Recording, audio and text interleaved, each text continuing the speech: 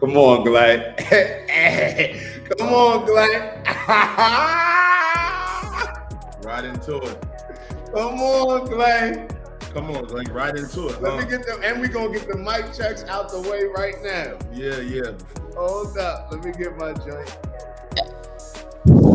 We live? Yeah. We live. Hold on, let me check my. Let me get the little tap. Let me turn down the music real quick. We live, Glay. We live. These shit, they must have done an upgrade for the new year. I don't know. I ain't really had to tug at it too much. Man. What's up, everybody? Tapping in. What's up? What's up? Hope everybody had a great weekend. As you're joining, please make sure you are liking and just like. We don't want to give you too much. You don't need to do too much. A like is enough. A like is enough. We'll go from there. Finn, shout out to Finn in the building. Let me turn this off. Your integrity, courage, and virtues guide your decisions and consequently your life's trajectory. Character is destiny. Heraclitus. I'm not sure that I've heard of Heraclitus before. Wow, what a name, too. All right, we got another one, and then we got the honorable, of course. What doesn't transmit light creates its own darkness. What doesn't transmit light creates its own darkness. Marcus Aurelius. We are going to get into a little bit of this convo today when it comes to that, Finn. So definitely we'll keep that in the back of our minds. Shout out to Michelle. Glay, say what's up to Michelle. Stop playing, bro. Oh, okay, yeah. Shout out to Michelle in the building from Tennessee. I'm in Tennessee today with the grandkids, man. Hopefully you're enjoying it. How old are the grandkids? How old are your grandkids? It's just the other comment that I just, What? Nothing. Come on, bro. We was already moved on. And then see, you be wanting me to casually look over the shit, but I said go stay quiet and listen again. Don't want to come on now. See, now she picking that shit.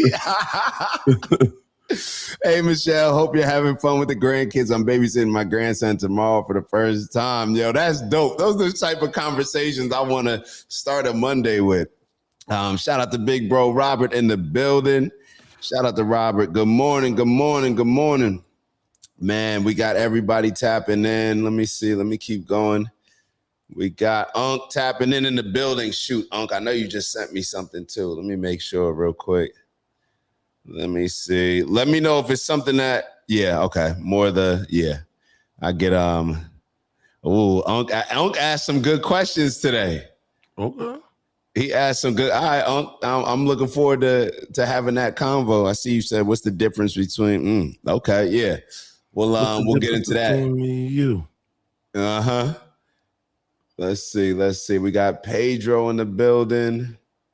Hold on. Unc said, Grand Rising and good morning. May the universe recognize all your great efforts in life and reward you for such. One love always, family. I don't know why my screen is so small today. Hold on.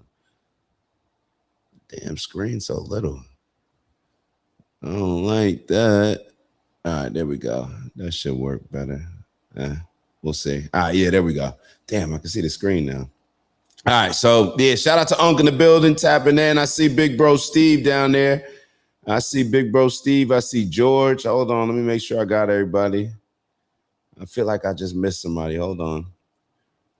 World peace begins with inner peace, the Dalai Lama. We're going to talk about it because I had an experience I'm at this conference, so I want to share some things and have a convo with BK about it as well as y'all. So when we look at peace like this, that world peace begins with inner peace, is it possible? We're going to have the convo. Is it possible? Is it even something that most people want? Greenland was promised to us 3,000 years ago. Who wrote it? Which God promised it to us 3,000 years ago? Pedro, let us know. Unc. Yeah, Unc showing some love to Robert and all those that are here. The host in these times of strife, always know that you're a voice that can stand out and make change, believe in the positivity. Oh, that's dope, man. Got to have the people messing with the people, man. Shout out to Slim in the building. Slim went back to the old profile pic. I see you, Slim. Mm-hmm.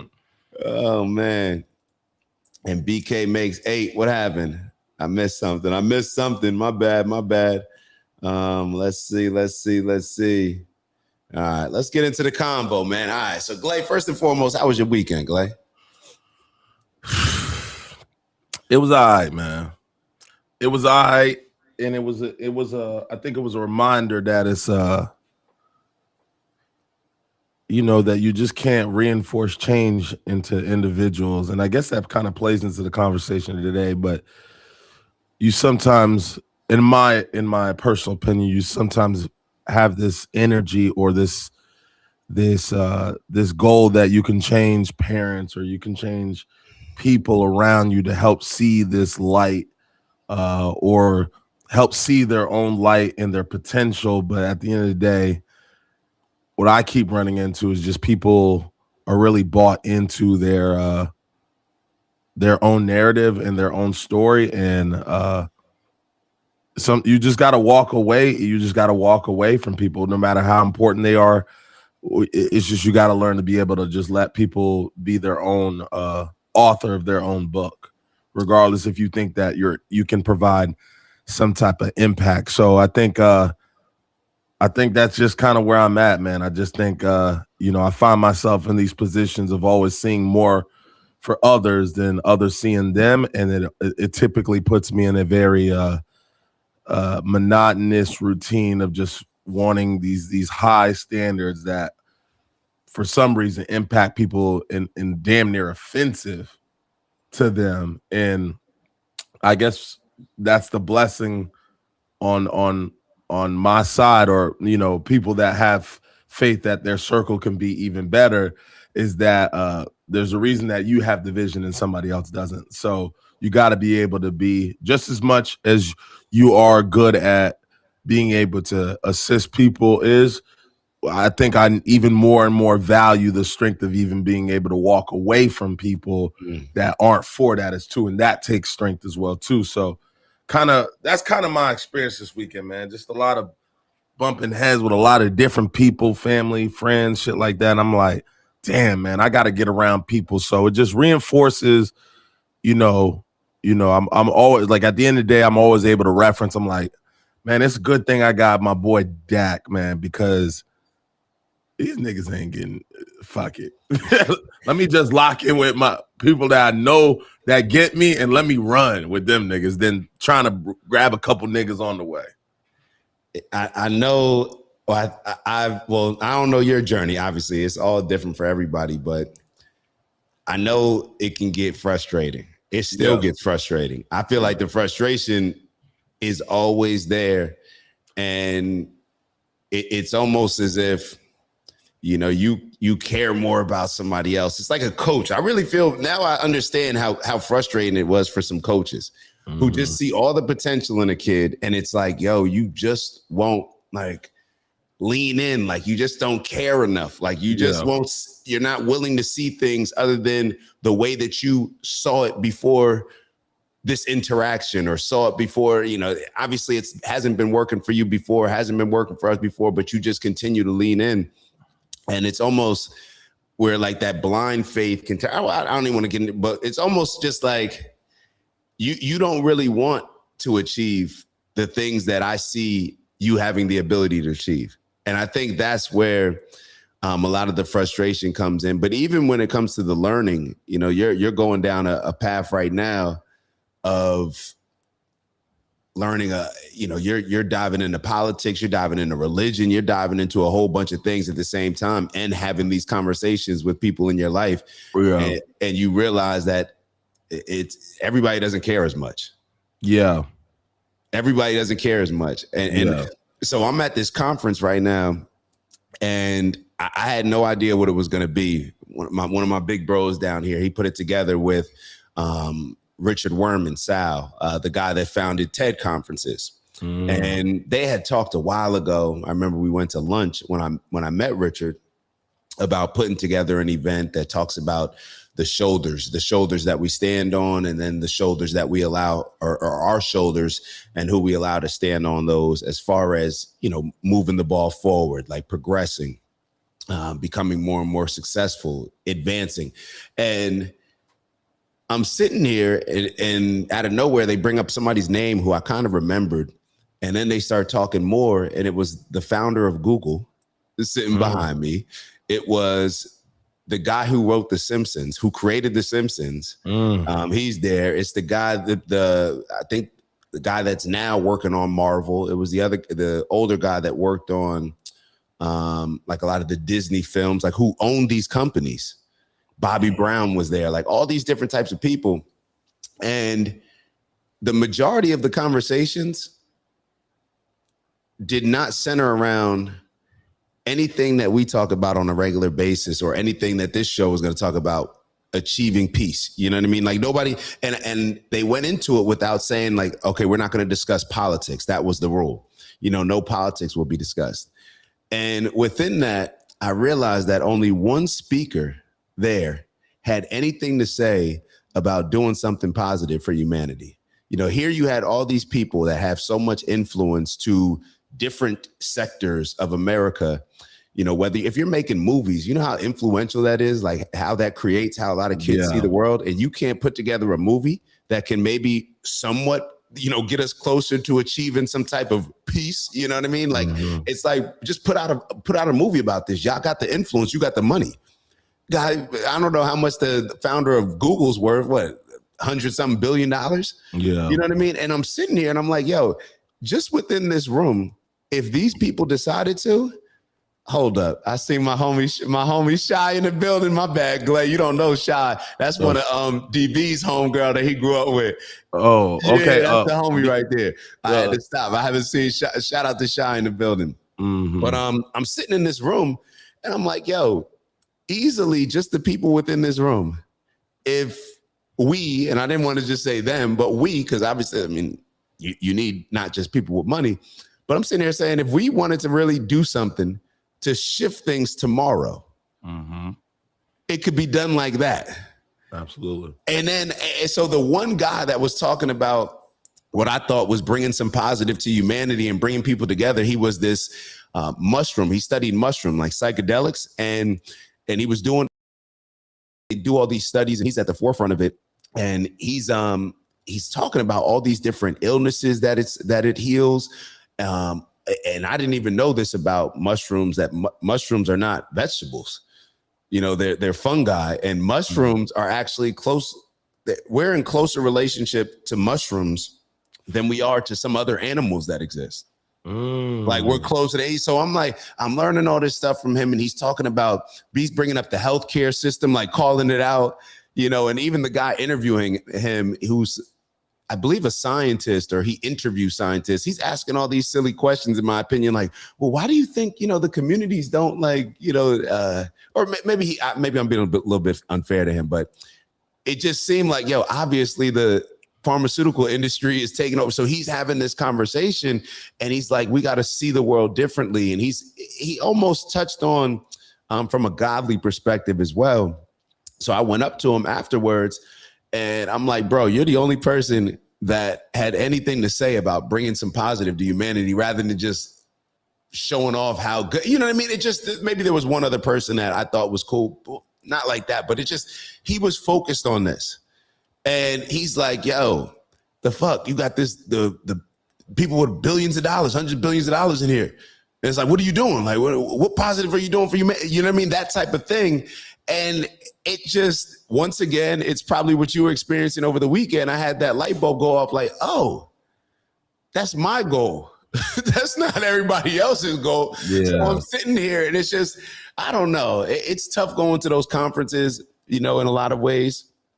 Because you see so many people with the opportunity or with the resources that you wish that you had to really do something dope. You know what I mean?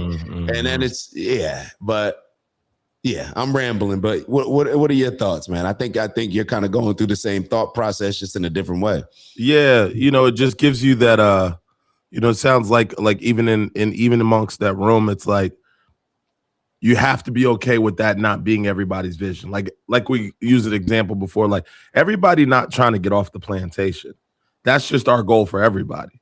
And so when you just kind of start positioning yourself to understanding that we all have different wants, We all have different needs.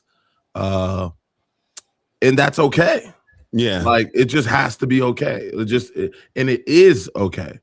And so just really just determining how to like look into like just being okay with that is what I guess that's my next phase. It's just all right, cool. They like that's not what they on. Like that's cool.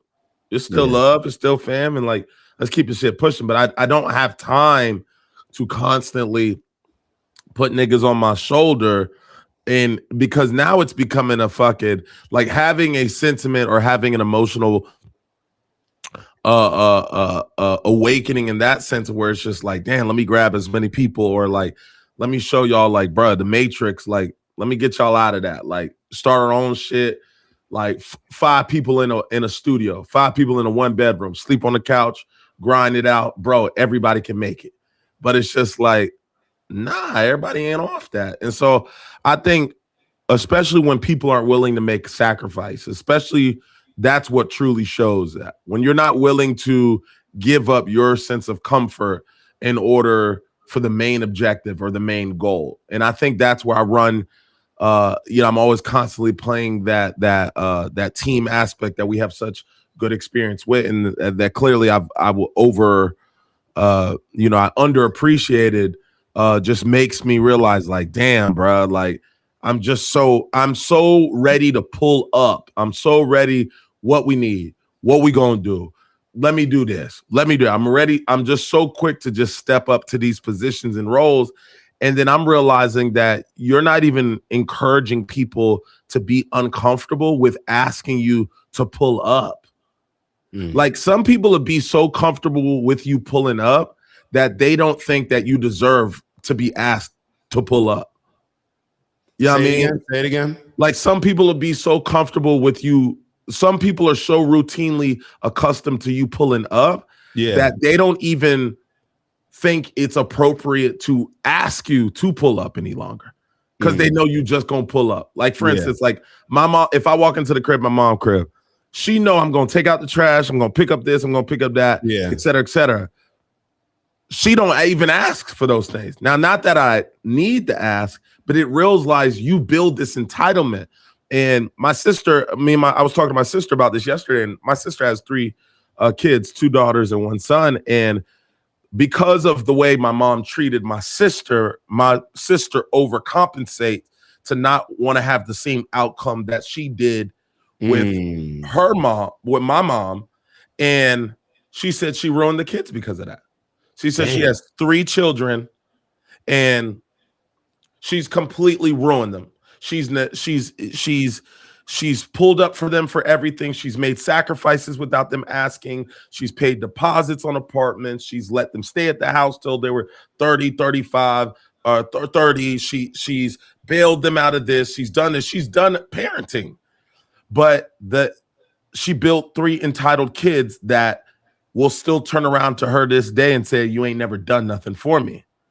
And I just watched, I had that long talk with her, and I was just like, damn, bro. And I said, and I basically watched 3 generations get fucked up because of one selfish person. My mom. Hold up. But let me ask you this, though. Yeah. Because, and obviously the grace that you extend, that's, your relationship. But as I'm hearing it, if your sister, let's say your sister can attribute how she raised her kids to your mother, maybe if you had maybe a deeper conversation with moms, I don't know, because I don't know, maybe moms maybe did that because of her upbringing. You know what I'm saying? No, I do think that. Okay. Yeah, I definitely do think that. And and I think I'm looking at it from like the outside. I'm like, damn, I'm looking at 3 generations right here in front of my face. Mom, sister, the kids. And when those kids have kids, I'm like, look at this. All because we didn't get it right here. It made it, the lineage made it all the way to here. And I'm just like, damn, this is why it's so important to establish, especially when it comes to the family dynamics, it's so important to establish the structure, establish the dinners on the Sundays. It's important to establish. Let's talk about finances. Hey, what are we all working on? How do we recreate what the wealthy do? How do we create and pass down generational productivity, not generational trauma? How do we practice and teach practices, how to communicate about, all right, these are our finances. How do we work together? What are you working on? What am I working on? And just continue to work as a team, as a family. But it's just like, you see how the emotions can get tied into that can become more important than the systems and the processes that exist. And then it's just like, if nobody takes that, now mind you, there's no male figures in any of these generations that I'm speaking with. My mom didn't have her dad. My sister didn't have her dad. These kids don't have their dad. And so I was kind of reinforcing that with kind of even my sis. I'm like, damn, bro, like you are reiterating the importance of having a good masculine individual who sets a standard for the family dynamic, because if it's constantly put up like this, it ain't never gonna end. And so it also created like the calling of like, damn, bro, like it reinforced what I'm feeling and what I'm thinking about, like, damn, how we be trying to get cats to tap in their full potential and go run that 40 and go be successful and go chase your dreams. It's important that no matter how no matter how the women around you react, no matter how the women around you don't reinforce your mindset, no matter how around you that the women may not encourage your discipline or your structure, don't let them deter you if that's not their goal. Because if you're not around to continue to provide that structure, it's a potential that it can end up like what's happened in my family dynamics. Because I'm not going to say that my mom may have provided the best environment for my dad to create that.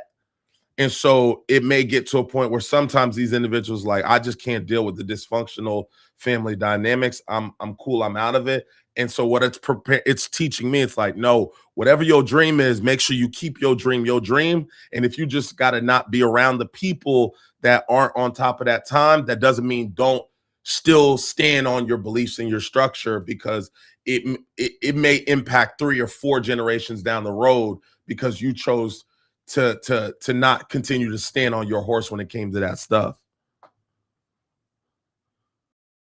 Oh, your jaw might be quiet, Glenn. My fault. Yeah. But yeah, it's tough, bro. Yeah, it's tough. There's always gonna be some friction there, and it's just totally different experiences. You know, a lot of times when it's generation to generation, we have totally different experiences, and there can be some resentment that develops, and you know, sometimes it's appropriate, sometimes whatever it is, it's just there. So I get what you're saying, man. I get what you're saying, and I think there needs to be obviously more intentional teachings during our upbringings. And that's why, bro, a lot of people may feel some type of way about studying other cultures, even when it comes to, you know, a lot of the discussions that we have, as I'm looking at the video in the background, Bibi Netanyahu and Israel, right? Okay.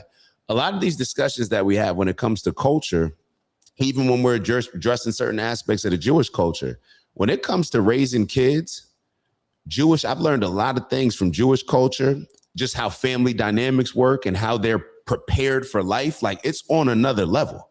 And then even from a lot of these, you know, different, I think about a lot of Asian parents, you know, whether it's Chinese, whether it's Indian, like the preparation is just a different level of care. Even when you look at like our culture is more so supporting kids sports wise. You know what I mean? Like we're more likely to show up to our kids' game than maybe to help our kid with their homework or to help prepare them with something that may be outside of school that they still need to learn. We just don't necessarily do that, while other cultures are much more serious. And when you look at it from a global standpoint, or, you know, you zoom out, it's like, these are all the people that you're going to have to end up competing against. So it's like, you know, here you have these kids. It would be no different than how a lot of us would feel if we got on the field with somebody or was getting ready to play a basketball game, like that kid's never played sports. How are they going to be able to like compete in this game? They're not. Mm-hmm. So I get that, man. I get that. And it's always that balance of, you know, hopefully being able to catch it a little bit earlier. So maybe even if sis, you know what I mean? Cause it's like, because if we just, everybody may have a legit reason to why they see the world as they see it. But just because it's a legit reason doesn't mean it's an excuse to not figure it out. You know what I'm saying? So it's a challenge, bro. It's a challenge. And a lot of these things that we talk about, bro, it's how people think. It's how people perceive things. Like these are all very challenging things to adjust our mindsets on because we've all been conditioned in one way or another. No, you're right. So it's unfortunately, it's just one of those frustrating things. It's one of those frustrating things. So let's get into this first video. I won't be able to. I should have started off with this, but I'm actually getting ready to head back to that conference. Yeah, so I'm gonna have to. I said 8:45, but maybe we'll stretch it to 8:50. It depends. I know Maya gonna be pressing me, beeping the horn on me. So we'll see. But let's look at this. So I wanted to look at a couple different videos, and one was because. And you tell me if this is the case with you, Glay. When I'm at like some of these conferences and stuff, why it's frustrating for me is because I'm genuinely nervous about the direction of the world. Like, and when I say nervous, anticipating the outcome based on where we've been and based on where I'm seeing us right now. Like, it just seems like there's a whole bunch of chaos in the world, and the more chaotic it gets, the less people seem to be paying attention, it seems like. So it's almost like a nervousness or anxiety that has been created in a lot of us, I think, well, definitely in me, just based on looking around and seeing the world. So when I hear, and I saw this clip, and we'll get ready to take a look at it with Pope Leo. Now you have the Pope calling out Israel. Now, if the Pope, the head of the Catholic Church, is calling out Israel, Israel standing on whatever they're standing on. You got America with a lot of the younger generation of kids that are growing up not seeing Israel the way that, you know, our parents may have seen Israel, the way that we've seen Israel in the past, however you want to look at it. It seems like something is brewing in the world. Like they're brewing this all-out war that perhaps our generation has been, or maybe from our parents down, because I feel like we haven't really had those type of wars, like world wars, or, you know, where they were as significant, let's say, you know, as brutal, maybe is the right word. But now it seems like that's exactly where we're going. And I question every single thing, every single action. It's like, oh, wait, do we need these wars because we're so much in debt? So we need to figure out a way to make money? Like, what are all these? Because it just seems like the more things that we do, we are just scratching and clawing at starting the next war, playing with people. So let's take a look at this first video, and then we'll get into this quick interview, just a quick segment with Bibi Netanyahu, because hopefully we could just stop this stuff. Hopefully we get to a point where it doesn't have to hit rock bottom, because rock bottom, you know, not everybody makes it back from rock bottom. So I don't know how we'll respond as a society, but let's take a look at this video and go from there. We got it up on the screen. All right. There we go. At the same time, we see this in the Holy Land, where despite the truce announced in October, the civilian population continues to endure a serious humanitarian crisis, adding further suffering to that already experienced. The Holy See is especially attentive to any diplomatic initiative that seeks to guarantee to the Palestinians in the Gaza Strip a future of lasting peace and justice in their own land, as well as to the entire Palestinian people and the entire Israeli people. In particular, the two-state solution remains the institutional perspective for meeting the legitimate aspirations for both peoples. Yet sadly, there has been an increase in violence in the West Bank against the Palestinian civilian population, which has the right to live in peace in its own land. And we always ask for leadership to stand up. and say something. Now, in my opinion, I don't think this is going to do anything, but the fact that he is saying something, it's something, period. And I think that the more perhaps people do stand up, it could potentially, if not responded to in the right way, this could lead to, because I just don't see when we're getting ready to watch this Bibi Netanyahu clip, I do not see them adjusting anything that they're doing. So I don't know where this is going to go. I'm glad that they said something. I'm just being transparent with you. It's kind of frustrating the fact that you got to read from a piece of paper to say like, yo, there's a genocide going on. Y'all need to stop. You know what I'm saying? Like, it just seems like everything is so walk on eggshells when it comes to talking about this particular topic. But what do you think? Yeah, I mean, definitely, like you said, I can definitely appreciate the stance and the positioning to call it out. Ironically, I was watching something very similar in a church down here in Georgia where he kind of called out some certain things that were happening in the world as well too. So we just got to make those voices more, I won't say more impactful because they're definitely impactful, but just we have to make the focus to get those voices heard. We got to make those get in the algorithm. We got to, you know what I mean? Like, we got to make it where it's like influencers and stuff like that, because the evil is working twice as hard as the people like this who are saying what they're saying. This is a startup, but obviously it's not the end. But it's important that we, obviously encourage that stuff, but also be willing to break outside of what may be comfortable when speaking on what you don't align with too. Is important for all parties, especially in a leadership position. I think we give a lot of credit to people that are put in leadership position. You know, this guy's kind of sitting on the throne. Like, I mean, like, if you gonna sit like that, I think you have the duty to speak out against things that are wrong. And so, if this is his first time, shout out to him. If it's not his first time, then, keep it motion. But we got to make this the norm. And then we have to rally. Like, we have to rally as far as the people in the congregation got to be moved by that. You know what I mean? I've seen churches stand up and people dancing and catching the Holy Ghost and A-Town stomping and Crip walking all across and catching everything and a cold in that motherfucker. So it's just like, make sure y'all have that same energy when it's time to step on evil and call certain things out. Or, don't do it with the monotone. I need the passion. I want the clip to go viral. Y'all know how this algorithm work. Like, pop your shit. You know what I mean? So, because this guy right here, he ain't gonna do anything less than that. But he understands how to get the people going. It's not gonna come from the teacher that says, "Sit down, Dak.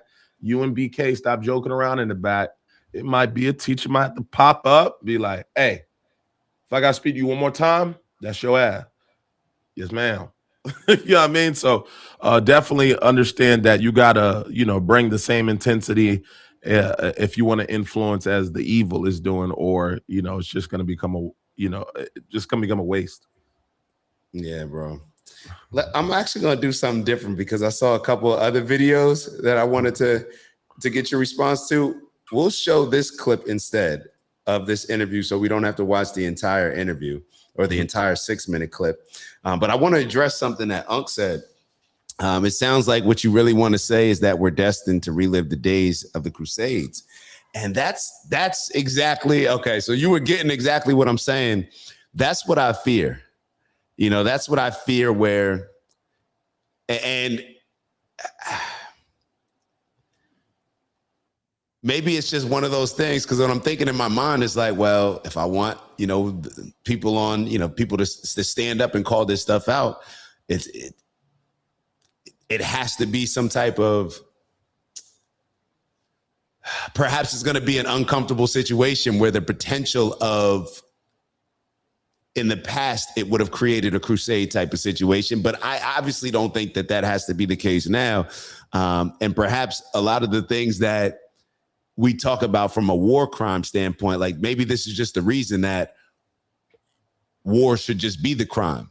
Because what I'm thinking in my head is, okay, more people, let's say more spiritual leaders or more just leaders in general start calling out what Israel's doing. In my mind, then I'm thinking like, okay, well, how would Israel respond to this? They could respond and say like, okay, if the numbers are overwhelming, then maybe they won't, they'll stop what they're doing and tighten up. Or is Bibi Netanyahu going to use it as a rallying cry to say everybody's against us? We need to attack. We need to protect ourselves. That's why we need to build more civilizations on the West Bank or whatever else it may be. These are kind of just the thoughts that come to mind, but you still got to call it out. It just is what it is. You still got to call it out, and it needs to be called out, in my opinion, with a new way of a new moral compass of how we're looking at how we resolve conflicts throughout the world and not accepting war as a valid option in the first place. So, but tell me this, Clay, what makes you confirm or what makes you confident that when things are called out that the people, what makes you believe that they want that to change? I want what to change? Like whatever they're calling out. So like in the Pope's instance, like what makes me think that the Pope actually wants the change that he's saying he wants? Like how do you get that confidence that this isn't nobody knows? I don't have confidence. I think these people are just calling stuff out now because they're getting pressured to in a lot of ways. Like I don't think that it should take, and I don't know if this is the first time Pope Leo has addressed this issue, but it's almost like people have waited so long. The more Bibi Netanyahu and Israel have gotten, like they're feeling themselves, they're puffing out their chest even more, in my opinion, because people have waited for so long. But until there's some actions, until there's something where you're not just reading off of a piece of paper saying like, oh yeah, I think we should have a 2-state solution. That's totally different than saying like Israel has to stop. God does not allow this. This is violating God's commandments. There's a genocide being committed. That's a different tone, in my opinion. Now, perhaps I'm just being a little bit hard, but I just see that as a completely different tone. And you know what I mean? Like people will always say, oh yeah, well, they keep it very political, like very PC, not willing to call people out directly. And I mean, it shouldn't have taken this long if this is his first time calling it out, but I'm not sure. But to me, like there's a genocide being committed and you're up there reading a piece of paper. Like I with all due, keep your stoicism, stay stoic. I'm not saying that you got to jump out of frame, but there's a genocide being committed. Like the argument's really not even about 2-state solution, in my opinion. It's about there's a genocide being committed. Y'all need to stop. Y'all are doing destruction, causing destruction, doing evil acts. You just destroyed an entire country. You already took these people's land. You know what I'm saying? Like they're just. That's to your question. That once those things are happening, then I would see it in a more serious way. But I mean, Bibi Netanyahu's going to hear what the Pope just said. Like, do we think that he's going to be moved by that? Like he's going to be like, okay, like okay, and just keep moving. Yeah. There's take a look at this video. You tell me. Hold on.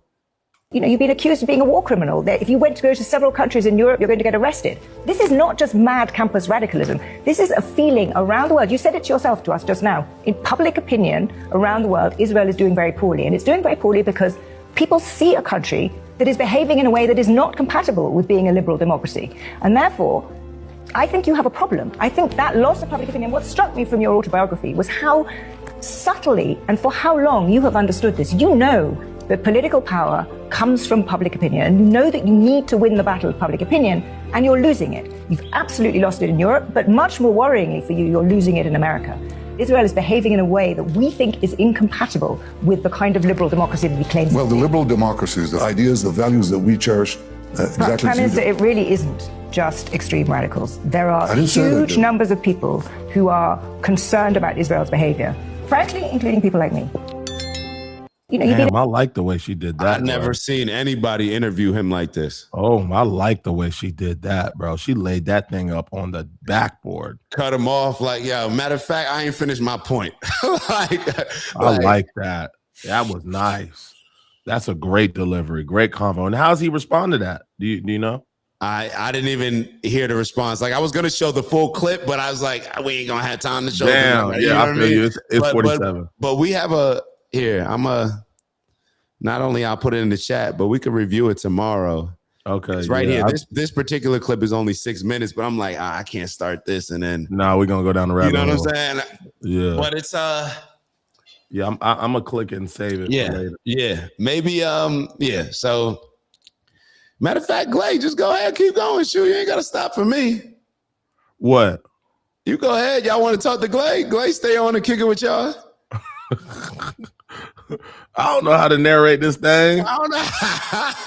and I ain't gonna do no box breathing on it. All right, well, let's do that real quick. Matter of fact, can you leave with that? You do it faster, bro. No. Oh well, because you got. All right, everybody, close their eyes. Yeah. Hold on. All right, so yeah, we getting ready to do our box breathing. I mean, I'm just going to intro BK into. We getting ready to do our box breathing. Shout out to our big bro Steve. And once again, I got to go to this conference, so that's the reason why we got to head out of here a little bit early. But we'll try to spend a little bit more time with y'all tomorrow. I don't know. They calling for you, Glay. They calling for you, Glay. What they say? Glay, they say they want BK. They said the BK show, the Glay show, the Glay show. Yeah, I mean, so what else did you have? I got a couple clips. I could send them to you. You want to just go through this interview with them?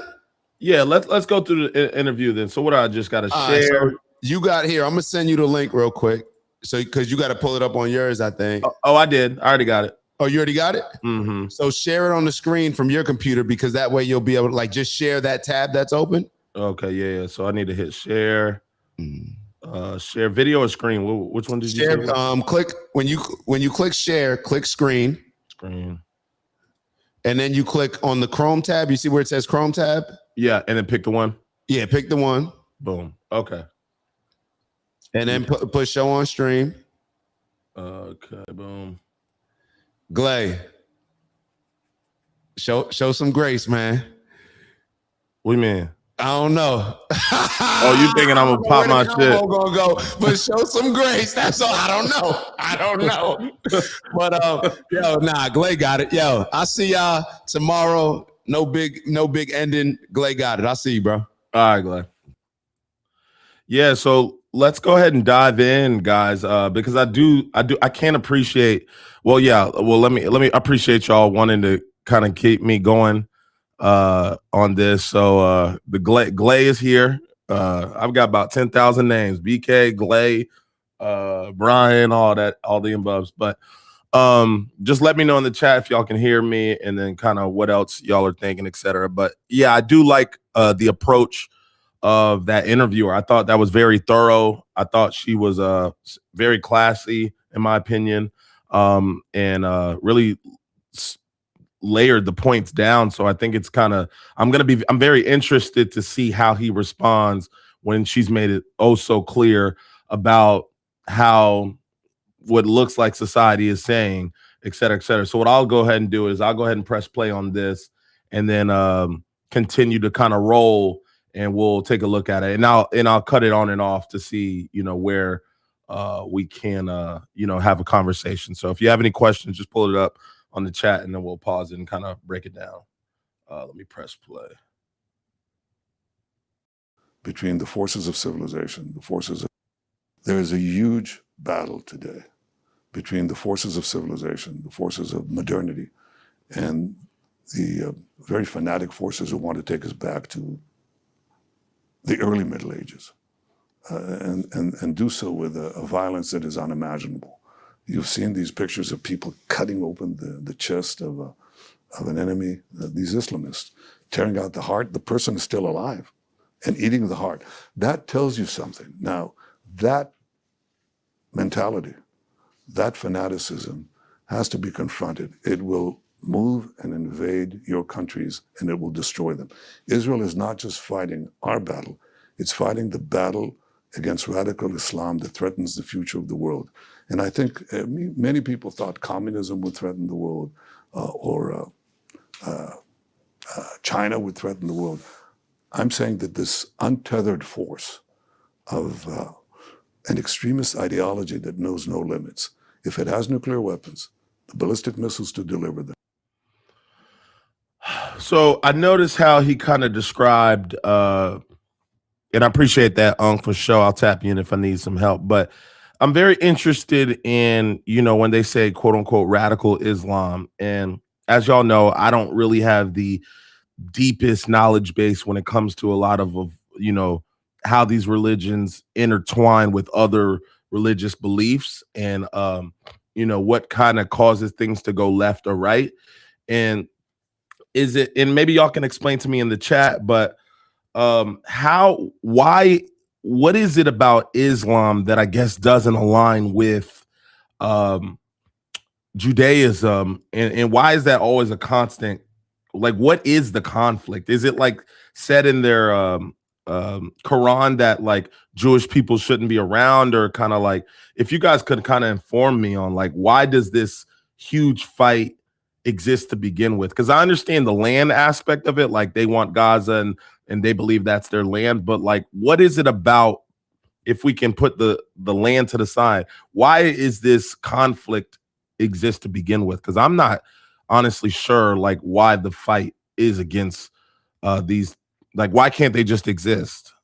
I'm sure Abu Han will tap in for me, Porla, if you guys could help me out, man, because I'm a little, I want a full understanding, or at least a decent, thorough understanding, because it just drives me nuts how, he's obviously, there's a war that's taking out civilians and as well as believers, but they're not necessarily radical. So it's like we're killing children and things of that nature for no reason. So Jews lived in Arabia peacefully until 1948, when Israel became a country. Okay. All right, here we go. There are two sections of Islam, Sunni and Shia. Okay. Shia linked to state sponsors like Iran. Okay, Porla said, Islam is actually very much like Judaism. Muhammad stole a lot of the Talmud. And I've been getting a lot of the Talmud description in my algorithm on Instagram and TikTok and stuff like that. So I've been kind of like listening in more about that. And what exactly is the Talmud? Is that their version of the Bible?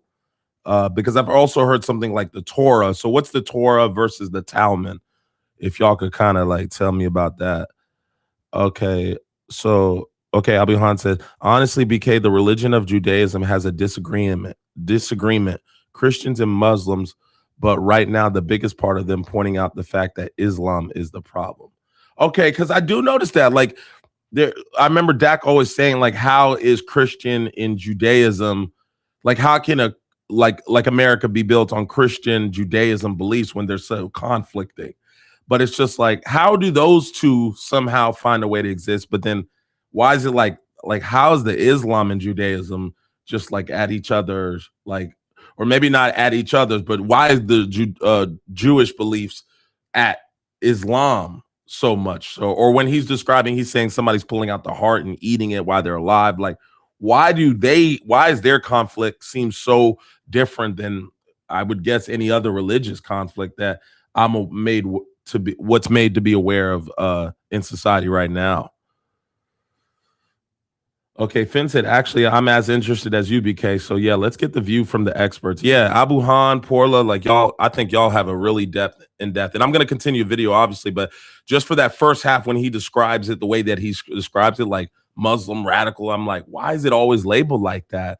Like, because some of the most peaceful, nicest people I've met have been Muslim, and I've also met very nice Jewish people. So I'm just like, but where's the conflict? Why does the conflict exist? Who wants what from who, and why is it worth taking their life if it doesn't exist? They fight one another. Old Testament, Shia, the Talmud. Okay, the Talmud was made after the Quran, but okay. The West fears blacks in Islam because it has dominated them in the past. Okay, BK, maybe we should all do some research on that question. I need to start getting up to speed on that topic. Okay, so cool. I'm not the only one that kind of has these questions, more or less, because because I just have a blanket opinion on like, damn, the existing like world peace should exist. There shouldn't be killing. I just have a blanket understanding of that, but I can't say, and I think Dak is a lot more well-versed in this stuff, but I do get a little puzzled. Like, what is why don't y'all just separate and stop beefing with each other? You know, like we talk about sandbox. If two kids are finding sandbox and just put one on one side and one on the other, and y'all just continue y'all's day. But I feel like there's always a need to influence, enforce perspective and drive it.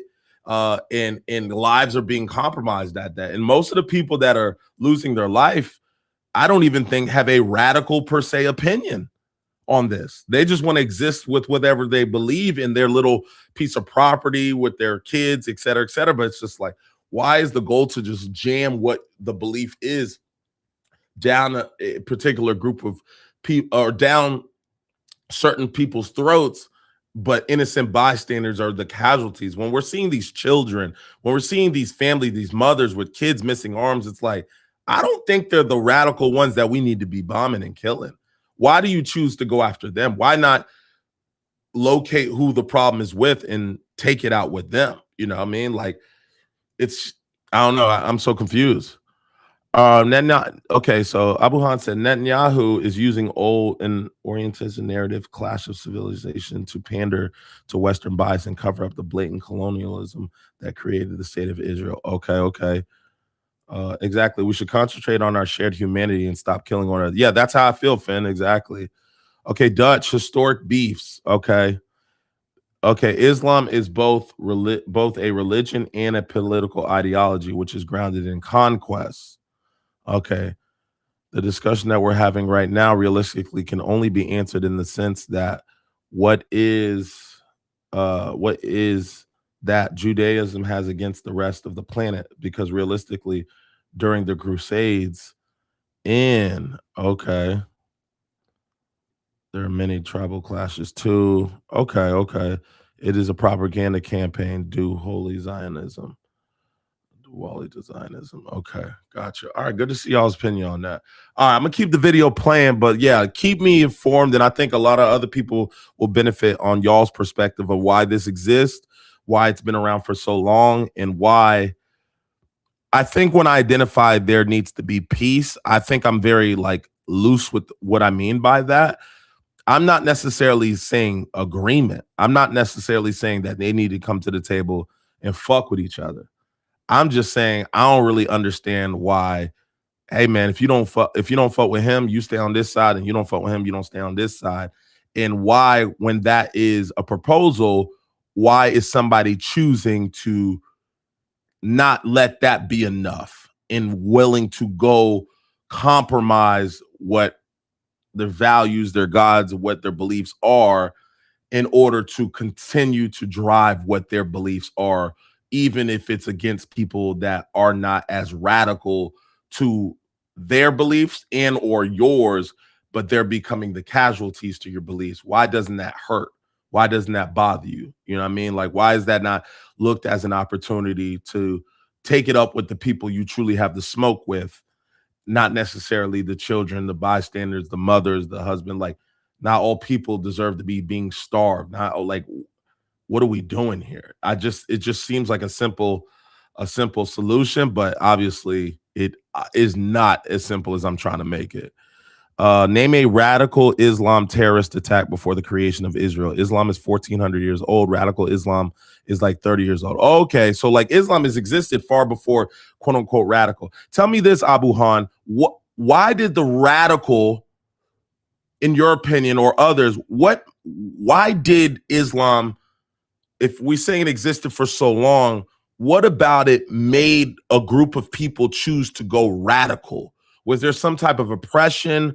Was there some type of, behind the table, behind the scenes dynamic that was going on that maybe people that had the belief in Islam weren't aware of? Like, why did a group of people decide to quote unquote take Islam and say, I'm going radical with it? But in the same sense, like, I would assume that Netanyahu and the people that believe their response, I would assume that's a radical group as well too, right? Like, I don't think it's fair to say like, oh, this is our fight against radical Islams, but it's just like, well, you're responding radically. So don't you naturally by default, like if somebody brings a gun to a gunfight and you bring a gun as well too, like you understand that you're defending yourself somewhat radically as well too. So what drives that or what creates that? I'm interested in. So yeah, so I'm gonna keep this video going. And the masses that will destroy democracies, burn Christians. Prime Minister, We're committed to defending Christians around the world and in the Middle East. If they win the day. Is that cap, y'all? Because defending Christians, I remember we were talking about a clip where the kids spit on the Christians. And I've seen so many videos on my IG where they're showing like, oh, go back home, we don't respect you, et cetera, et cetera. So why does he say the Christian line where I'm just like, I don't think that's what I've been seeing. And I don't know if I'm just getting the algorithm want to give me the bullshit, but like, I think we've had discussions on here where it's like, it's not like that.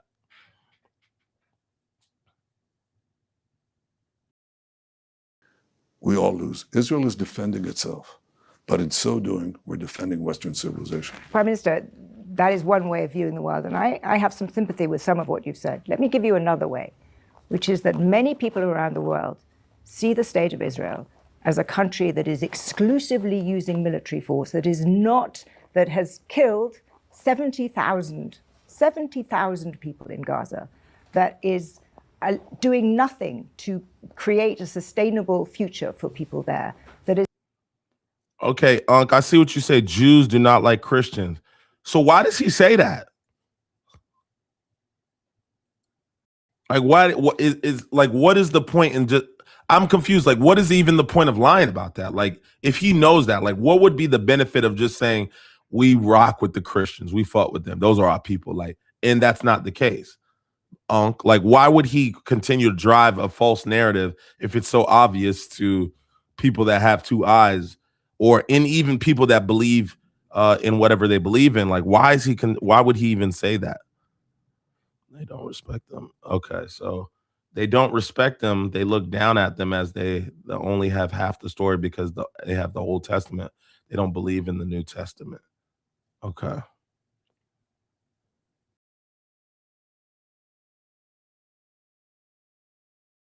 a country, you've been accused of being a war criminal. If you went to go to several countries in Europe, you're going to get arrested. This is not just mad campus radicalism. This is a feeling around the world. You said it yourself to us just now. In public opinion around the world, Israel is doing very poorly. And it's doing very poorly because people see a country that is behaving in a way that is not compatible with being a liberal democracy. And therefore, I think you have a problem. I think that loss of public opinion, what struck me from your autobiography was how subtly and for how long you have understood this. You know that political power comes from public opinion, and you know that you need to win the battle of public opinion, and you're losing it. You've absolutely lost it in Europe, but much more worryingly for you, you're losing it in America. And I think that what you've just told me about fanaticism is true in part, but it is not going to shape public opinion. People are going to roll their eyes and say, he's saying that anybody who says anything critical about Israel is anti-Semitic. He's giving this large, this story about fanaticism, and he's not accepting the fact that Israel is behaving in a way that we think is incompatible with the kind of liberal democracy that he claims. Well, the liberal democracies that fought the battles from World War II to Afghanistan to Iraq and so on, the ratio of combatants to non-combatants killed was 6-1, 7-1. And in Gaza, because Hamas was forcing people to stay in urban areas at gunpoint, the ratio is about 1.5 to 1. Okay, so my take on it thus far, I'm interested to really see, obviously, how he responds to this. But I also, if y'all could leave in the chat, in y'all's opinion, why does, and I don't know this guy, so I'm really leaning on the chat to help me out here. Why does Hamas exist? Appreciate it, Unc. I'm interested to know, like, why does Hamas, what are their principles? What are their theories? What is their benefit? Like, I want to kind of know, like, the goal of Hamas, because I've obviously heard such bad things, but to the people of, I guess, Islam, or to the people in the communities in Gaza, is Hamas a protector of the people, or is it the people within Gaza as well too not in agreement with Hamas, and why or why not? Because you know how sometimes, like, let me give an example. Like back in the day, like a lot of gangs and a lot of people were affiliated with gang culture because of what the protection it could provide. And so although some people looked at gangs and overall analyzed them and said, man, you know, gang is gangs, and I'm not really messing with that. But where I find where I question is, like, to the people within the gang, there was a sense of pride and protection that gangs provided. Black Panthers, for example, or you know, I mean, we could use like KKK, for example. Like to the KKK did used to do a lot of, y'all know I'm not aligned with the KKK shit, so y'all don't have to worry about that. But I'm going from a non-judgmental bias. It's like KKK did a lot of things when I was doing my research back in the day for their community. They were doing a lot of give backs. They would do a lot of donations to the fire department. They would host, you know, cooking events and turkey drives and things of that nature. But to most black people, there was like that's a gang, et cetera, et cetera. So perspective, I think, will change where it may land on a personal's, you know, interest. So my question is for the extremists, which I believe Hamas is labeled as, is Hamas accepted by anybody, or is it just like nobody rocks with Hamas at all? Or does the group in that area rock with Hamas and that's their perspective? Okay, let's see. No, most Muslims in Palestine do not agree with Hamas tactics or their governing. Okay, and what is it about when you say agree? They don't agree with what? Like the way that they like the way that they go about protecting the culture? Like what is it that they don't agree with about that Hamas does? Okay, there are many anti-Hamas dissidents in Gaza, but they are imprisoned, disappeared, and murdered. Okay, and Porla, what is it about, like, they don't like? Why don't they like Hamas, I guess is my question. Because obviously, I think there's the obvious, right? Like people going around killing people. We're not a fan of that. But my question is, like, why is it, like, then what does Hamas exist for if nobody is a fan of Hamas?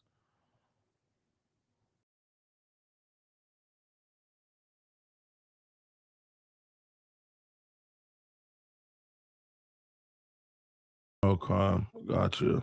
They're a socialist organization, similar to how ISIS is an American asset. Okay. All right, I'll keep the video going, and y'all just drop in the chat what y'all think. And we lost a lot of soldiers because we didn't carpet bomb. That isn't disputed, Prime Minister. We didn't do. People have different ratios as well. I'm telling you, you don't actually, but that's not the point.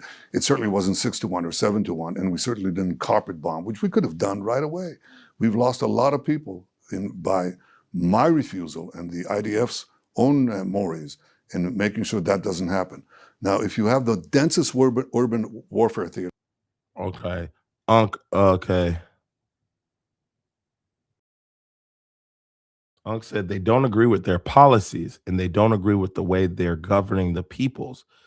It's not an Islamic law that they're enacting. It's more of a mankind law. Okay. Gotcha. All right, let's keep this going. In history, with 500 kilometers of terror tunnels underneath, 50 meters below, 50 meters above, everything booby-trapped, and you don't come in and just bomb the place to smithereens, which we didn't. I mean, we had everything booby-trapped. We moved the population out, and then you have to fight the Hamas in there. The ratios in Mosul, the ratios in Fallujah, the ratios elsewhere, there's nothing comparison, and that was nothing compared to what our soldiers, our brave soldiers, had to face in Gaza. So, I dispute the fact. The argument that you put forward is being. Okay. Let's see. Okay, so Unc, I think you rolled it out for me. Originally, Hamas was built on the premise that they did not want a Jewish country in Palestine. They were against Jews, moving Palestinians out of their homes to build settlements for Jews that were.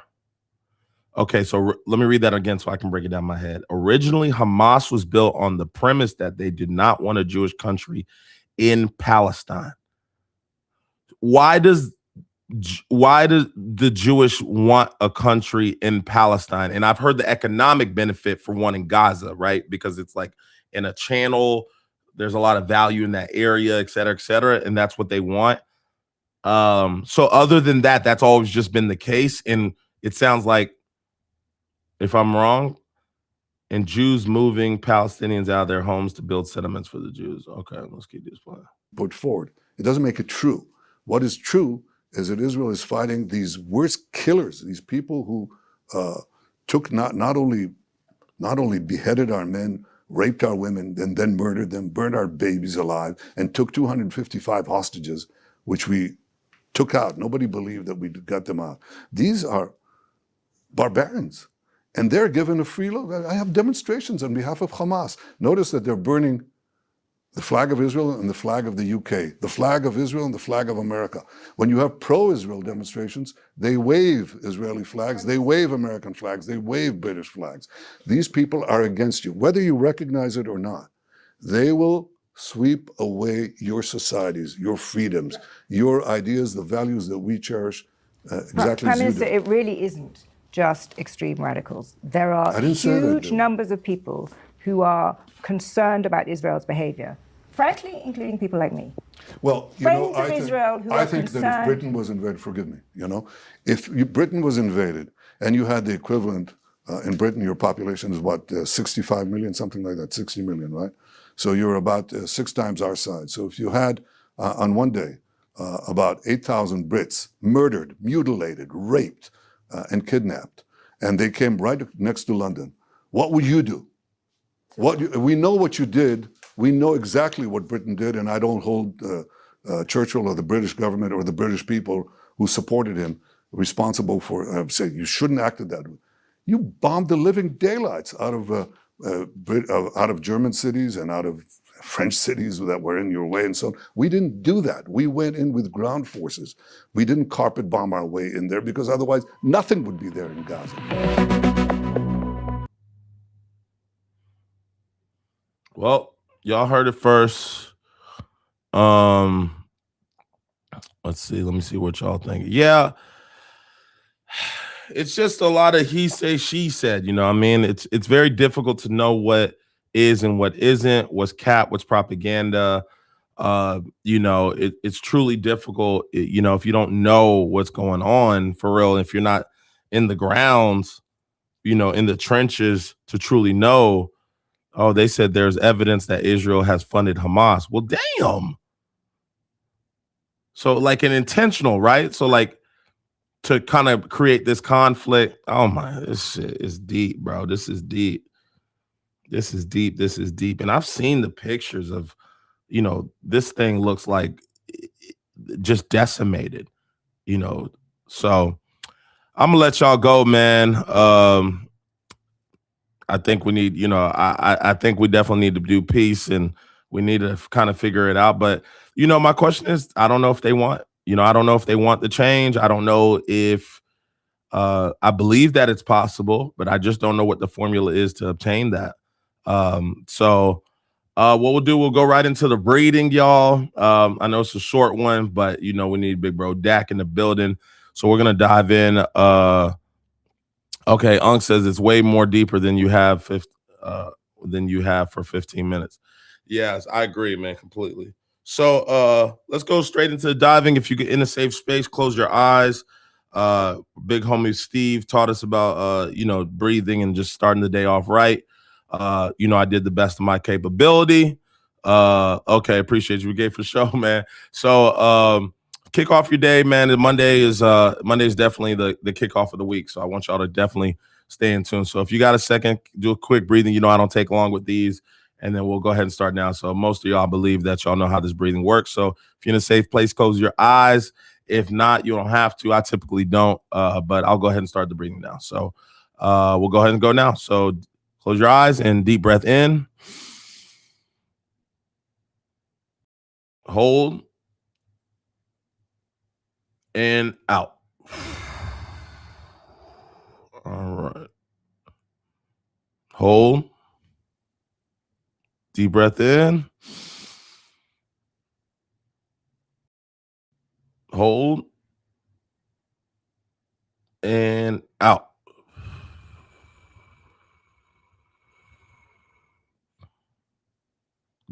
Hold. In. Hold. Out.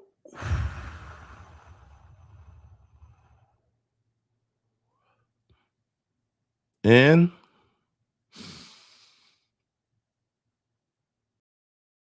Last one. Hold. And out. All right, good breathing there. So I'll read a couple comments, just kind of close this out. And you know, Finn, you got to give us a good outro. Steve, you got to give us a good outro.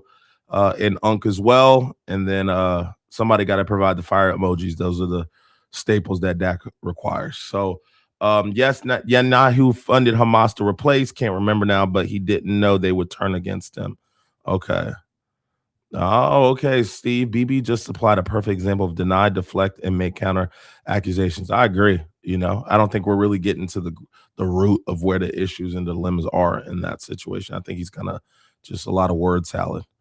What else we got? All right, okay. One of these days, BK, y'all going to have to come down to Orlando. I'll throw a big cookout, and yes, I know how to cook. I don't food. Yeah, for sure, Unc. You know what I mean? Like, we about to be both in Florida for sure. So I definitely want to, we definitely going to come up there and make a little trip, a little quick joint, pop out, you know, absolutely. What you repeatedly choose becomes who you are, and who you are decides where you end up. Character is destiny. I like that. I like that. Finn. To replace Fatah, the same party of the deal, half the West Bank and gave authority. Okay. Appreciate that, John. Okay. Yeah. Appreciate that. Shout out for the love. Thank you, thank you, thank you. Okay, so this is a good one, Abuhan. Read Understanding Hamas by Helena Kaman if you really want to know. So yeah, if you guys are interested, definitely, you know, tap into that. I'm gonna go ahead and save that name. Read Understanding Hamas. So I can know kind of like what their angle is. All right. Okay, Hamas has been clear on wanting Israel gone from day one. How would Netanyahu not know they would turn on him? Oh, I see what you mean. It's like, you know, they don't fuck with you. What are you doing? Okay, what we got? The purpose of life. Okay, Unc, you got one to close this out with. The purpose of life is not what most men and women think. There is no golden book to use as a manual on life. Life is what make it. We need to learn. Love does come with difficulty. All right, I agree. All right, well, shit. I think that's all we got today. Man, y'all have a good day, man. You know, like Dak would say, we want to elevate on purpose. We're fighting against fear, golly, y'all know it. We're fighting against fear, mediocrity, I believe it is, scared mediocrity in a nutshell. So, and that's true, man. We're fighting against being status quo, being average. We want to definitely position ourselves to be able to be the best of what we can be. And so it definitely starts in your household, then it graduates into your neighborhood, then it graduates into your city, and it graduates to your state, and it continues to grow and fester. And, you know, I think evil is always going to have to work overtime when there's good in the room. And but I don't think it's a battle that necessarily cannot be conquered as long as we bond together and stay true. And so that's kind of like the purpose of this podcast. You know, social media's provided us such a blessing to be able to connect with so many people and kind of continue to move things forward and share this message that can be so positive. So yeah, so today's Monday, y'all kick it off right, get outside, do a little exercise, sweat a little bit, try to get another opportunity to just sit still, breathe, do your 4 count. And it's still the beginning of the year, so you might have lost your motivation to continue your resolutions, but don't just yet, because we just getting started, still January. But yeah, Abuhan, I agree, man. Yo, this was a great show, though. It's a hard but necessary discussion. I agree, man. I want to know a little bit more other than what the news has told me, what the algorithm tells me, all of those things. I don't want to be as ignorant as I have been when it comes to this stuff. I believe all life is important. And I wanted to talk about a little some y'all, which I really appreciated about the situation with, not appreciate as much as that may sound crazy, but the woman, Renee, that obviously passed away by hands of the ICE cop the other day. But what I wanted to say is, what I saw when that moment of, I've been doing a little bit more, my algorithm been kind of pushing a lot more and more ICE stuff. And I'm like, obviously I'm getting all the bad, right? But I want to sit back and applaud the people that are standing up for people that it doesn't necessarily conflict. Like I want to shout out like a Dak for, he's not Muslim, he's not Palestinian, but he devotes so much of his platform to speaking out against that. There's a lady I just found out about. Y'all might know. I think her name is Miss Rachel. She teaches a lot of the YouTube kids like how to walk and talk and say words. And she has millions of followers on YouTube. And I believe she's Jewish. And she started a fund to be able to help the Palestinians and help the Palestinian children. And she's Jewish. So it's just like, I think about the Renee. Renee was an American citizen. Why was she out there? Because she was the voice to another group of people that wasn't out there. And so for the people that love to benefit from everybody in bonding together and pushing against, the evil, or et cetera, make sure that you're not picking and choosing when you show up. Make sure you show up for Iran. Make sure you show up for, Black individuals. Make sure you show up for Palestinians. And make sure you show up at all times. Because I do see a lot of people, make sure you show up for Charlie Kirk as much as you showed up for other things. Like, don't leave it, bro. Don't pick and choose. Shout out to AMJ. Don't pick and choose, guys. Like, I think it's easy to do that because you don't necessarily always think, but I'm gonna also hold, I'm obviously Black, but I'm gonna hold Black people accountable as well too. Like, y'all wanted everybody outside when the George Floyd thing happened. Why y'all not outside when the ICE stuff may be happening? Why I don't see the Black folks speaking about Palestine? Why we don't show up? Why we not there? I'm not seeing the masses of people pop out. And if I'm wrong, then if I'm wrong, then definitely correct me in the chat, y'all. But when I see people like Dak, and I see people like Miss Rachel, and I see people like Renee, rest in peace, God bless her soul, like, damn, bro, like, people stepping up for people that don't necessarily have anything other than humanity to share with these people in, moral compass and beliefs. That's a beautiful thing, bro. I immediately followed Miss Rachel when I seen that, bro, because I hadn't known much about her from the political side, but she had been canceled and et cetera. And I'm like, dog, that's such a hero. And I didn't know that she was Jewish also. It just makes the testimony that much stronger, y'all. And so I can appreciate, like I said, the people that are not affiliated with these groups necessarily because of skin color or political beliefs or religious beliefs, but they're just standing up against just humanity, evil as a whole, and that's a beautiful thing to see, y'all. So shout out to Miss Rachel. If y'all don't know who she is, I'm sure your kids may know, but it's this lady who just like devotes a lot of her time to the children. And she says, I don't care what color. She even goes back and talks about that situation where the older guy that used to do the on GPTV with the guys, but there was a video of him getting in a small kiddie pool with a Black man. and it was like during a very controversial moment, and he like went against the grain. Isn't it Mr. Rogers? I think it's Mr. Rogers.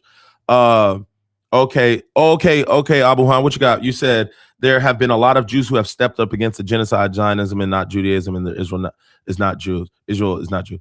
Yeah, bro. Like, bro, I fuck with that shit, bro. Like when the Jews are stepping up against the Jews, when the police start calling out the police, when all these things start happening, bro, internally, bro, it makes it so much more uncomfortable for evil to exist when you know at the split second somebody will call you out. And I think that's important. So make sure, you know, I definitely challenge my people, my black folks, like, bro, y'all got to speak up for more issues than just the ones that are black. We got to speak up for our brothers, our sisters, our women, our kids, our youth. Bro, I'm popping out on everything. If that shit don't make no sense and it's not right, I'm stepping out. I don't care what the color look like. I don't care who you are.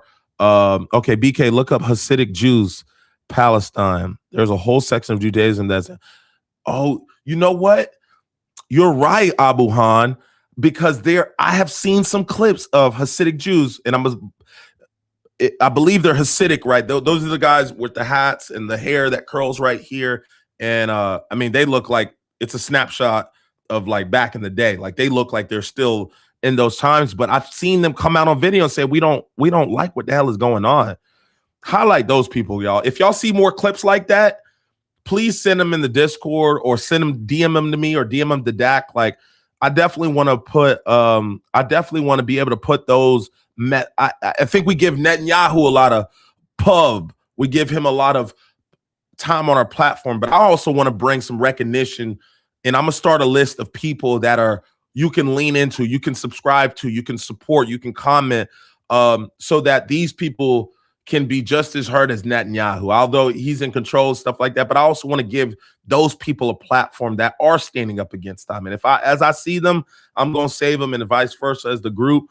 Because I think it's important to highlight these people, man, because that's a beautiful thing, bro. I don't think there's anything more inspiring than seeing somebody who's not affiliated with anything other than humanity step up for humanity. I think that's one of the most beautiful things. It's very inspiring, encouraging, and I love it. To hear that Miss Rachel is Jewish and stands up against what's going on. Oh, man, I can't be more inspired than that. So, yeah, so I'm gonna let y'all go, man. I can keep rambling for days, but you know, like it on your way out, subscribe, share it, and then we'll be back here 8 to 8:02 sharp. So y'all have a good day, man. Peace. Oh, I don't even know how to end this thing. Oh, I can't end it. I don't know if it's going to end. I'm going to have to text Dak to end it because I actually don't have control to end it. So it'll be up for a second. But yeah, I'm going to go ahead and get out. I'm sure y'all can just vibe on the chat. Matter of fact, let me see Dak. I forgot he got to close this thing out.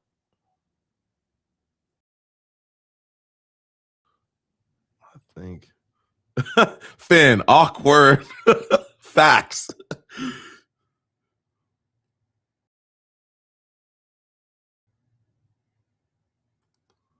All right. Have a good one. Abu Han, you stuck with us, BK. Yeah, I'm kind of stuck, bro. I can't even end the stream. I can't end the stream. Oh, maybe I can end it. Can I? Okay, I'm texting him now. I'm seeing what he said. Have a wonderful day, Unc. Yeah, you too, Unc. Have a good day. Dak said, ha, ha, ha. Oh, shit. Another impromptu marathon. Yeah, I don't want to lead it. I can't leave y'all hanging. What else he said? Let's see. Yeah, I don't know how to end this thing. We just hear BK playing Xbox in the background. Yeah, y'all. I don't know how to end this thing. And there's a lot of Control Alt Delete. Yeah, what we supposed to do, y'all? I can't end this thing. It's hot in here. Hold on, let me cut my heat off.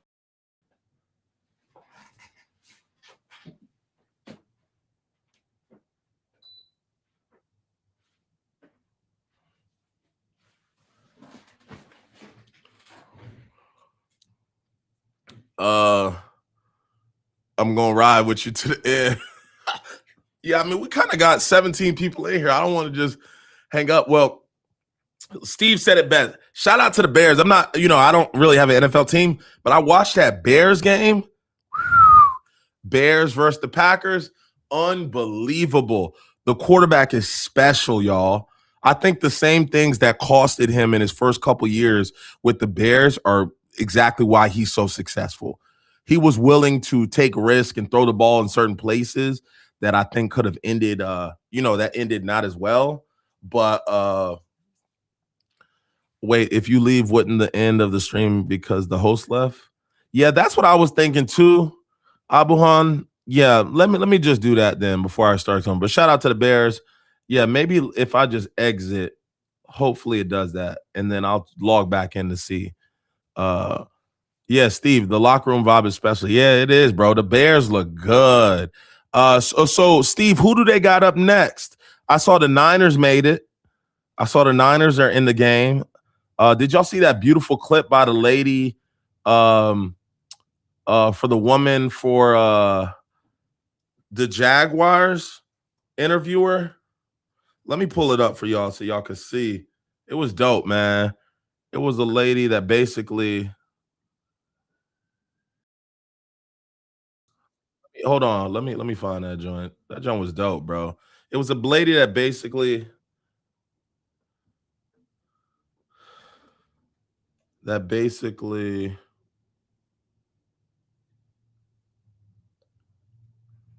encourage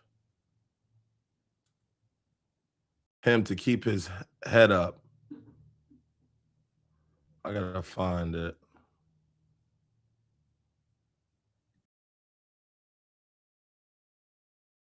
Okay, her name was Lynn Jones, y'all. Lynn Jones. Shout out to Lynn Jones. Did the 49ers defeat the Eagles? I think so, Finn.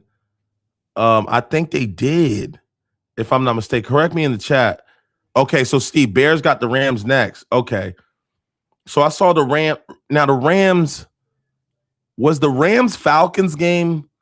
Is that the one that the Falcons won? If I'm not mistaken.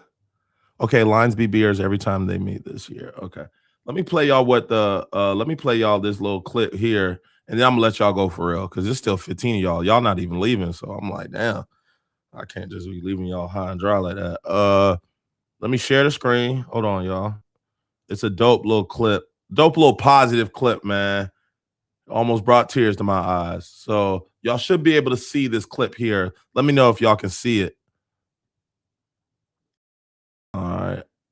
And then I'm going to play it real quick, y'all. Hold on. Oh, damn. I can't share it. Can y'all see it? Oh, show on stream. Boom. There it is. All right. Here we go. I'm playing it. Y'all listen to this dope little video. I'll play it twice too. Free Press News. I just want to tell you congratulations on your. Oh, hey y'all, Dak calling me. Yo. You good? Yeah, I'm on the stream, but I don't know how to end the joint. You may have to just log into my account. Okay, because it's gonna keep recording, right? Yeah, just log into my account and then you could probably shut it down that way. Okay, and I would do that how? So go. Like just how you logged into your Streamlabs, you may have to log out and then log in. I just sent you a login. Okay. So you just would log in instead of using your email address, you use mine. I sent you the password, and then you can just press end stream because it doesn't give you an option to end it. No. Oh, shit. Yeah, it doesn't. It just I know because I have it on the other one when I do run it. I'm doing a little sports joint. We talking about the playoffs right now, about the Bears and shit like that. So, yeah. So, and there's 15 people still in here, so I ain't going to just leave them hanging. Yeah, so I'm going to log in a second and end it then. All right, P. All right, for sure. All right, that was Dak. So he sent me his password to be able to log in and end it. So I'm going to do that. But let me play y'all this very positive video that I saw that was very inspiring. Here y'all go, and here we go. How you doing today? Lynn Jones, Jacksonville Free Press News. I just want to tell you congratulations on your success, young man. Thank You you. hold your head up, all right? You guys have had a most magnificent season. Thank And you. you did a great job out there today. Appreciate so you it. just hold your head up, okay? Thank and you, ladies ma'am. and gentlemen, Duval, you the one, all Thank right? you, ma'am. keep it going. We got another season, okay? I appreciate Take it. care and much continued success to you and the entire team. Thank you, ma'am. How you doing today? Lynn Jones, Jacksonville Free Press News. I just want to tell you congratulations on your success, young man. Thank you. you. hold your head up, all right? You guys have had a most magnificent season. Thank And you. you did a great job out there today. Appreciate so you it. just hold your head up, okay? Thank and you, ladies ma'am. and gentlemen, Duval, you the one, all Thank right? you, ma'am. keep it going. We got another season, okay? I appreciate Take it. care and much continued success to you and the entire team. Thank you, ma'am. Damn, bro. That was so nice, bruh. That joint, it looked like it brought almost a tear to his eyes, bruh. This lady is the opposite of the internet. Look at the coach light up. Yeah, I want to start showing some of these positive things, man, too, because that was just so nice, man. Just the Jaguars did have a good season. Didn't I believe not Shador, but you know, our guy, yeah, definitely big up that lady. Our guy, first round, Travis Hunter, I believe he tore his ACL, if I'm not mistaken, right? So definitely a tough loss for him. But just to kind of see that message, man, it was so dope. Let me pull y'all up, also show y'all who the Miss Rachel is. So y'all can definitely subscribe to her, man. Show her some love. She's got 18.5 million subscribers. This is what we're talking about when people using their platform. This is what we're talking about with people using their platform to help. And so when you have 18.5 million subscribers, and not to mention, she has a humongous impact on the youth and families. For hours, people are playing her videos. And so it's just dope, bro, where people use their platforms such as this to be able to speak out. And yes, to an extent, right? Like she's also, it's easy, a little easier. I won't say easier, but it's more realistic for somebody like her to speak out because she obviously has her own business. She has her own company. She probably makes an amazing amount of money, like millions of dollars a year. But I don't know if it makes it easier per se, but I can definitely appreciate somebody like that who uses the platform. And yeah, so that's why I definitely think that's going to be a concept that me and Dak are going to do as well too. I'm gonna petition to ask him if maybe we can do for a section. You know, we obviously talk about a lot of the conflict that happens and the things that are going on, but you know, I'm going to challenge us to also bring some positivity as far as shining a light to people like as Miss Rachel and the other people that are these clips that are also showing that there is change and things of that nature, and people stepping up for people when it's not beneficial for them. You know, you got DJ Khaled, who's Palestinian, who doesn't speak about anything about Palestine. But then you got Miss Rachel, who does take the time to speak about it. This is what I'm talking about. This is inspiring. These are our heroes in our day-to-day. These are the heroes that we got to continue to support and shine light and know who they are. They're talking about 18.5 million followers. Why the hell would you even care? But she does. Oh, look at that. Abu Han says, yeah, my son loves Miss Rachel. Some of his first words he learned from Miss Rachel. That's what I'm saying, bro. She has our youth in a chokehold. And so it's so good to see the positivity and what she's able to do it. Yeah, DJ Khaled, crazy. Just never spoke about nothing, but then you see somebody like Miss Rachel speak up. It's like we're not just here to just speak up when it's easy or when it's beneficial. We're going to speak up whenever we get an opportunity. So all right. So I think that's something I want to definitely do regularly, and I'm going to continue to do. But I don't think I got anything else for y'all, man. Y'all get out of here. I'm going to try to shut this thing down. Y'all been consistent. Y'all keep sharing love, positivity, and stand up for somebody else just because they're human. I think that should be enough to stand up for somebody else, you know? So, all right. Y'all have a good one.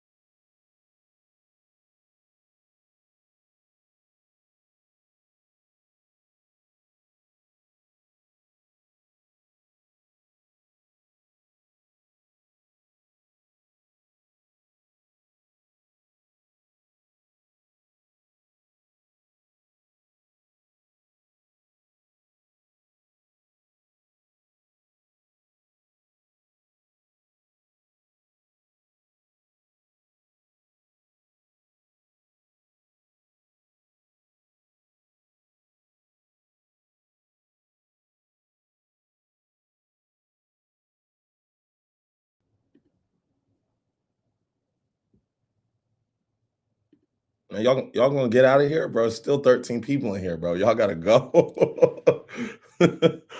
I'm trying to figure out how to law this thing out.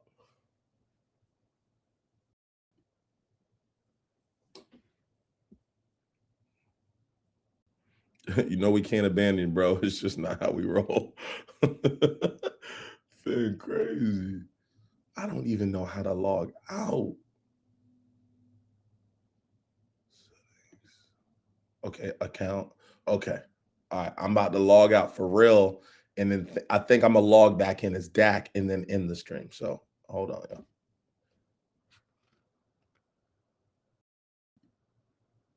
Oh my God, it won't let me log out, y'all.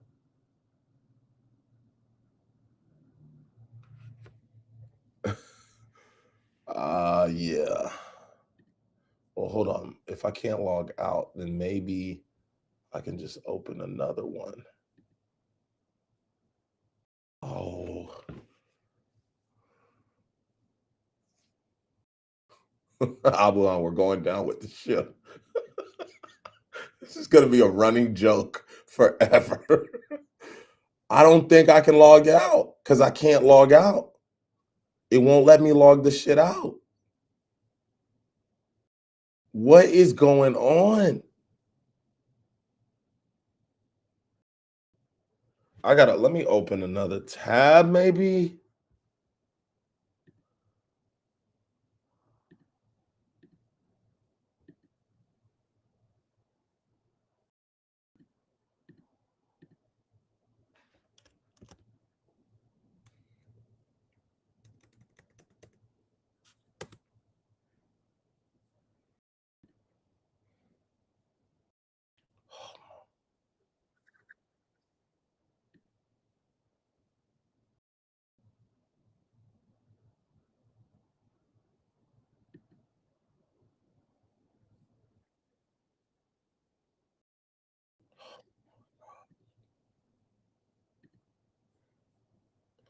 What we cooking for breakfast, bro?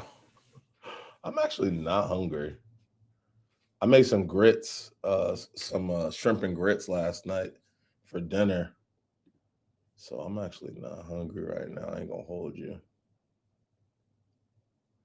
How do I freaking do this, bro?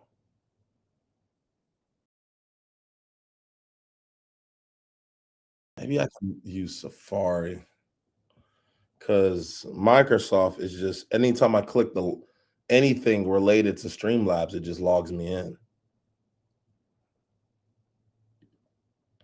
Maybe I can log in with Safari.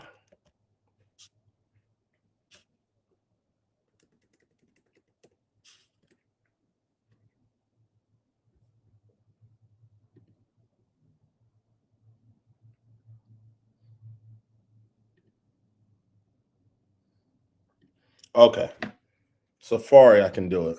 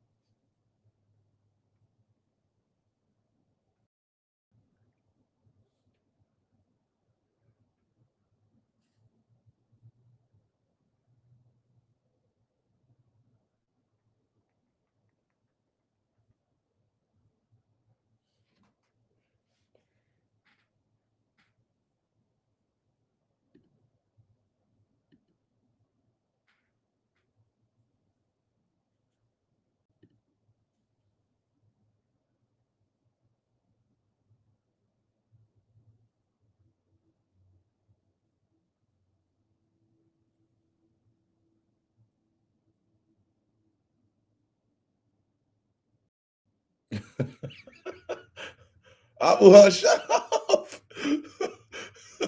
It's closed. We're closed. I just don't know how to lock the door. Oh man. Yo.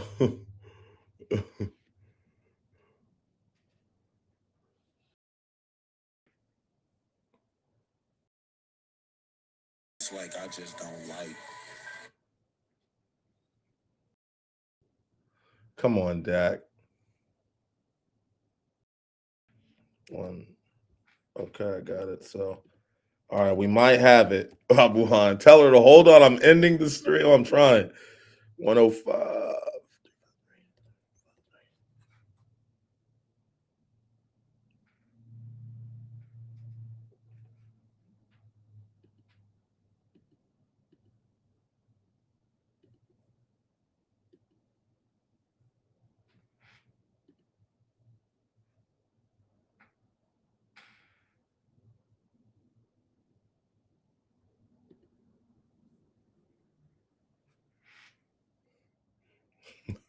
We got 8 people in here, and I'm trying to. Okay, I think I might have figured it out. Yeah. Command V, enter.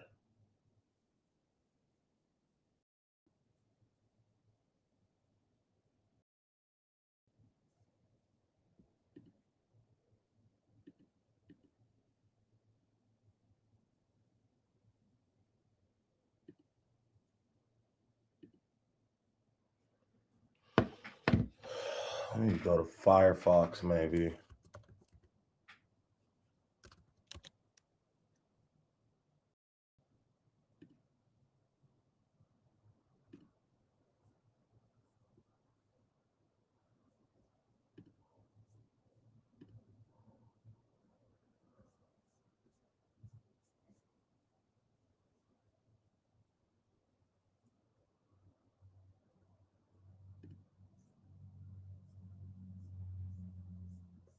Okay, this is difficult.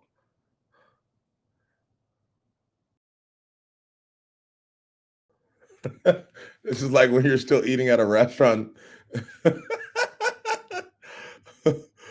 A restaurant and they want to close and all the employees looking at you like, no bullshit. That's exactly what this is. Y'all trying to leave. I'm trying to close the restaurant. Y'all keep trying to have a show. Like, go home. All right, let me see if I can log in through Firefox. Bro, Dak really give me an episode with this one, man. So now I have to open a new browser because it won't let me. It keeps recognizing my current login. And because we only can use Streamlabs I'd have to like clear my cookies or something.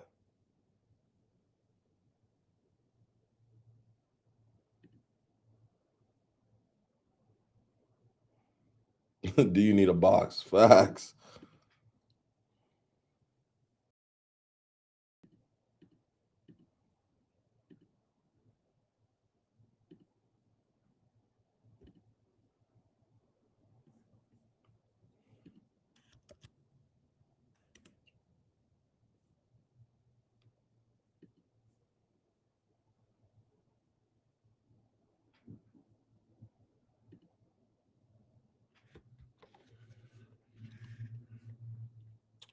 All right.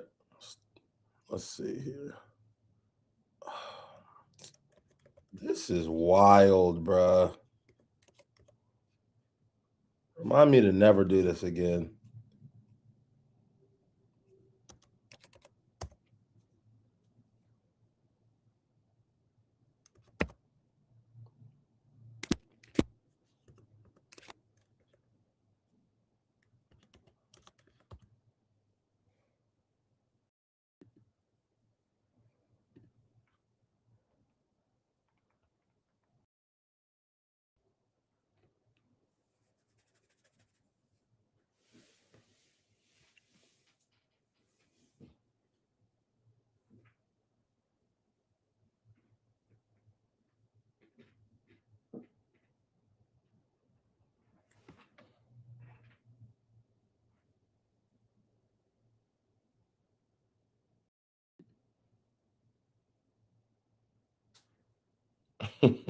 Remember that time Dak forced BK to do a 24-hour stream?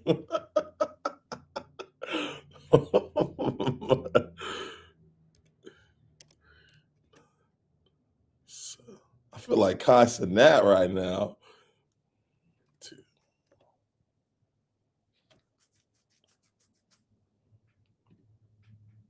Got it. I had to download Firefox so it doesn't recognize it. And then I just logged in, so I should be able to end the stream from here.